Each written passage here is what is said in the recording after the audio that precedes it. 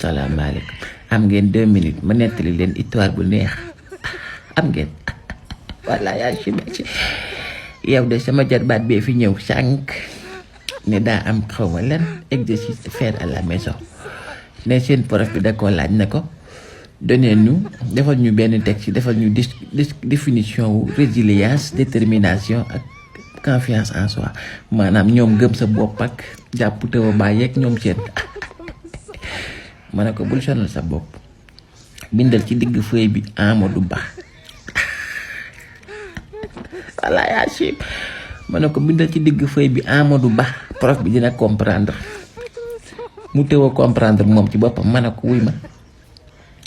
yow Amadou Ba ba yëf yi tàmbalee ba léegi def na échange am di wër kenn faale wu ko ba léegi mi ngi continuer di wër est-ce que kooku amul résilience am na kay wallaay asim am na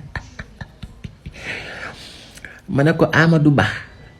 boobu ba léegi mi ngi wax Amadou wallaay asim mi ngi wax da ngeen koo yëgul rek nit ñee ko partagé wul wax ji mi wax nit ñi dañ koo partagé wul parce que amul kenn benn njariñ waaye moom ba léegi mi ngi continuer di wax Amadou kooku de déterminé na moom muy wax ma ne ko wuy ma Amadou moom ba mu dalee de wër Sénégal ba léegi xam ne nag kenn bëgg ko amul kenn ku jàkkaarloog moom ne ko Amadou neex nga ma wala bëgg naa la wala nga gis ci toog ci télé bii ne Amadou Ba laay noyyee wala man Amadou Ba rek laay topp waaye Amadou ba léegi moom mi ngi affiché wu ci kanamu Sénégalais yor otom génn ci biti tàll ay loxoom xanaa kooku moo gëm boppam confiance en soi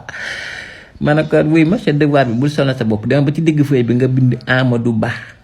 fas sa kanam prof bi bu koy gis di la may surveiller xam na ne comprendre nga donc pour résilience détermination ak confiance en soi l'exemple parfait c'est Amadou Ba wallaay Achim Amadou Ba boo xoro ba rek